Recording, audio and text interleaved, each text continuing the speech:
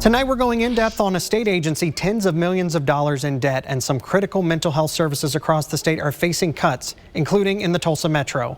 Let's look at all sides and why this financial crisis is overshadowing the start of the state budget and the impact it could have on a possible income tax cut.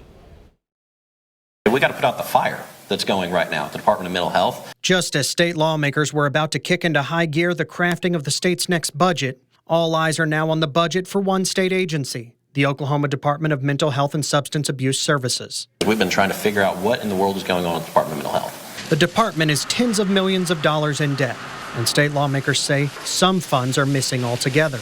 So I'm very concerned that, especially in the mental health department, where we've got some funding that we're not sure where it has gone, and trying to keep up to deliver the services that we need. We're in a crisis. Last Wednesday, the agency announced it was suddenly cutting off funding for certain programs across the state.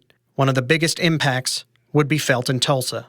In a statement, the department accused many groups like Grand Mental Health, Cree Oaks, and Family and Children's Services, all based out of Tulsa, of not being transparent in their spending. Mental Health Commissioner Allie Friesen stated, quote, "For too long, these entities have allowed to grow and scale without the necessary accountability. Oklahomans rely on these services, and we must ensure that taxpayer dollars are being spent responsibly." Governor Kevin Stitt then accused the nonprofits of paying their leadership too much money. Why don't we give more money to the community group that's charging the state $2,600 per patient versus $6,700? Well, they don't pay their CEO $1.3 million is one thing. But all three Tulsa Metro groups mentioned say they were blindsided by the accusations and cutbacks. And certainly was shocked, and also still trying to wrap my mind around what it all means. And we still have more questions than answers, but we also know that there's a lot of good people everywhere looking at this and trying to help us figure it out. Adam Andreasen is the CEO of Family and Children's Services. He says his organization has been transparent the entire time and is concerned real harm will come to those who need these services that it seems the state can't afford. We just want to make very clear that both transparency and accountability are already everyday terms that we engage with as part of operating in a space that is so scrutinized, and rightfully so. Just before our interview Monday, the state says Family and Children's Services COPES program, slated to be cut, will be funded through June, while a path forward on all mental health care services is still being worked out. COPES is a free 24/7 mental health care program for Tulsa County adults and children in psychiatric crisis. All of us are part of this fabric of protection to the public. And if one of the partners alongside us loses funding, it's going to have an effect on us and, most importantly, on the community who depends on all of these systems to be part of this safety net. But the department's financial troubles don't stop there. Speaker of the House Kyle Hilbert says the Department of Mental Health has been tweaking contracts with vendors all the way back to last fall, after services have already been performed to try to save money after the fact. These are services that these providers have already rendered. They have done a service in a contractual relationship with the state, and the state is later, 6 months later, saying, yes, you performed that work, but we're not going to pay you for it. Hilbert says there are better ways to be efficient without tanking the state's business reputation and getting sued. Because Grand Mental Health and Cree Oaks were also mentioned in the story and called out by the governor, I decided to reach out to both, and both of them say their CEOs don't make anywhere near what the governor said they do, and they are shocked and surprised by what was said. Let's start with Grand. They said, quote, "Grand is committed to the state and Oklahomans to deliver the highest standards of care while trying to navigate the ever-increasing costs associated with health care, and specifically mental health care. While we work to better understand the numbers Governor Stitt presented, we continue to coordinate with his office, the Department of Mental Health and Substance Abuse Services, and our state legislators to assure uninterrupted vital mental health care and crisis services continue for those in need across our state."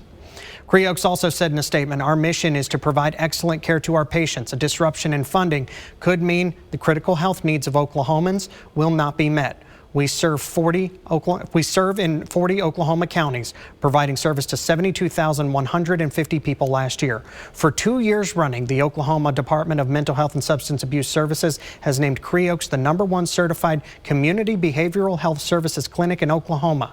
This award highlights our core values of teamwork, respect, integrity, and excellence. They went on to state, as just like Grand did, their executive pay does not solely come from state contracts, and they will work with the Department of Mental Health to ensure needs are continued to be cared for in the community. When it comes to the $30 to $40 million the department is accused of being in debt for, Governor Stitt says there is enough in the state's rainy day fund to keep vital certain services going, even if the agency is in the hole. If we need a supplemental in mental health because there's folks that need services, then we're going to be supportive of that. How much that is, I don't know yet. But if we need one, sure. We've got a $5 billion savings account. We can absolutely do that. Now, if you go to Creoaks, Grand, Mental Health, or Family and Children's Services, or you're concerned about any mental health care program that gets some state money that you are a part of, please, I've been told by so many agencies, do not make assumptions right now about the programs you are part of and such. Keep going to your appointments, your classes, your therapies, all of it. Nothing is firm just yet. Here is what Adam Andreasen, the CEO of Family and Children's Services, said about what you should know and do right now.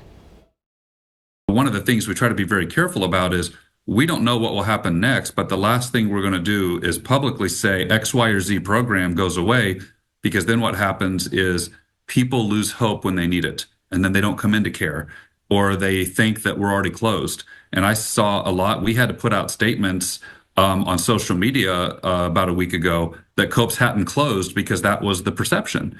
And when something like that happens, remember, lives could be lost even now as we're dealing with uncertainty if people think that access has gone away. And so when we look forward to the future, we don't know what it holds, but we know that we are committed from a mission standpoint and from a life-saving standpoint. We are never going to announce that something isn't available unless truly we have no other choice.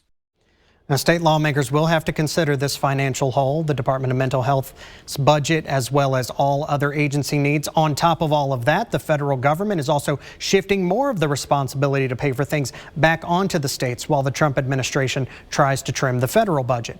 When asked if all of this could impact the chances of getting an income tax cut passed, Speaker Hilbert said this about the state's financial picture right now.